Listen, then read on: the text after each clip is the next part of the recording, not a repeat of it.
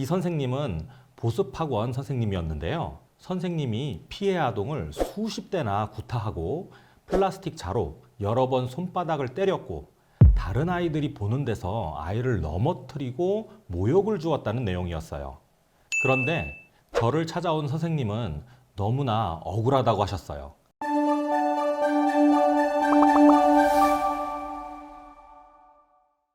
안녕하세요. 당신 곁에 김신 변호사입니다.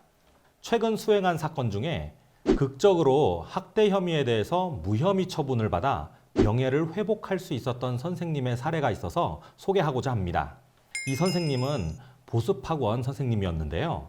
이 선생님의 제자였던 남매가 학원에서 선생님한테 맞았다고 엄마한테 이야기를 해서 사건이 시작되었습니다. 신고 내용을 살펴보니 상당히 사안이 중해 보였습니다. 선생님이 피해 아동을 수십 대나 구타하고 플라스틱 자로 여러 번 손바닥을 때렸고 다른 아이들이 보는 데서 아이를 넘어뜨리고 모욕을 주었다는 내용이었어요. 그런데 저를 찾아온 선생님은 너무나 억울하다고 하셨어요. 초등학생인 피해 아동이 평소에 산만하고 장난기가 많아서 서로 뛰어다니면서 같이 놀기도 하는데 이때 피해 아동이 입고 있던 패딩 위로 선생님이 손바닥을 대면서 같이 까르르 웃으며 놀았던 일이 있었을 뿐인데 별안간 수십 대 구타를 하였다는 식으로 왜곡되었고 아이가 너무 도가 지나쳐서 플라스틱 차로 내려치는 척만 했지 전혀 아프게 때린 것이 아닌데 체벌을 가한 것으로 신고가 들어갔다는 거였습니다. 피해 아동이 초등학생인 경우엔 문제가 복잡합니다.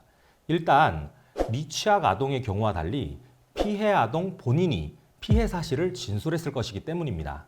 학원이나 학교는 CCTV가 없거나 복도 등 일부에만 설치되어 있는 경우가 많아서 영상 등을 확보하기도 어려운 경우가 많습니다. 저는 신고 내용이 거짓말일 가능성이 있다는 점을 최대한 수사기관에 소명하기로 작전을 세웠습니다. 먼저 학생이 오후 개인 교습 시간에 크게 얻어맞은 후 저녁 그룹 학습 시간에 2차로 체벌 등을 당했다는 주장을 하고 있었다는 점에 착안하여 학생이 오후에 그렇게 크게 구타당했다면 집으로 가서 돌아오지 않았어야지 저녁 수업 시간에 천연덕스럽게 들어올 이유가 없다는 점을 강력하게 지적하였습니다. 저녁 학습 시간의 학대 행위는 다른 학생들이 모두 있는 가운데 이루어졌다고 신고가 되었다는 점에서 수업 시간에 동료 학생들 목격담을 체증하여 수사기관에 제출하기로 하였습니다. 아이들이 진술서 등을 써주기가 애매하여 고민하였는데 선생님께서 아이디어를 내어 학생들의 어머니들께 부탁하여 어머니가 아이들에게 그날 있었던 일을 물어보고 문답하는 내용을 녹음으로 만들어서 녹취록을 제출하는 방식으로 해결할 수 있었습니다. 특히 자를 들어서 짐짓 때리는 척을 하기는 하였기 때문에 이것이 본격적인 체벌이 아니라는 점을 어필하기 위해서 당시 피해 아동이 전혀 아파하지 않았고 오히려 손바닥을 들어 다른 아이들에게 자랑하듯이 흔들면서 웃으면서 자기 자리로 돌아갔다는 목격담을 동료 학생들에게 얻어내어 제출하였습니다. 평소에 이 아이들과 즐겁게 생활하였다는 정황을 최대한 수집해서 메모, 동영상 등을 제출하기도 하였어요. 수개월에 걸친 경찰 조사 후에 검찰로 송치되었는데요. 구타나 그 이외 학대 행위는 증거불충분 무혐의 의견. 다만 플라스틱 자로 체벌한 혐의는 혐의가 있다는 의견이었습니다. 절반의 성공이었죠. 이어진 검찰 수사 과정에서 플라스틱 자 부분도 학대로 포섭될 만한 강도가 절대 아니었다는 점에 대하여 어필하였습니다. 최종 검찰 처분은 전부 무혐의 처분이었습니다.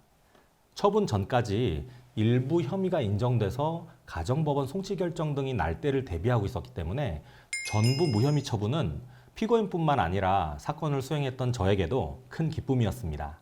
불기소 이유서를 발급받아 보니 애초에 피해 아동의 진술에 큰 문제가 있었다는 점이 드러났어요. 말을 하는 피해 아동의 경우 수사 초기에 진술 녹음 과정이라는 것을 거치게 됩니다. 피해 아동이 여러 번 진술하지 않도록 배려하기 위함이죠. 이때 아이의 진술이 믿을 만한 것인지 검토하는 소위 진술평가 검토가 이루어지는데요. 이 피해 아동은 진술이 서로 모순되고 앞뒤가 맞지 않는 부분이 많아 그대로 믿기가 어렵다는 평가 보고서가 제출되었던 것입니다. 상담 당시 선생님께 그 아이들이 이렇게까지 거짓말하는 이유가 뭐라고 생각하시냐고 여쭤보니 조심스럽지만 그 집 학부모가 매우 엄한데 학원에서 공부를 하지 않고 까불었다는 이야기가 엄마한테 전해지면 크게 혼날 것이 두려워서 선생님한테 맞아서 학원 가기 싫다는 식의 거짓말을 하다가 일이 이렇게까지 된 것은 아닌지 의심스럽다고 하셨습니다.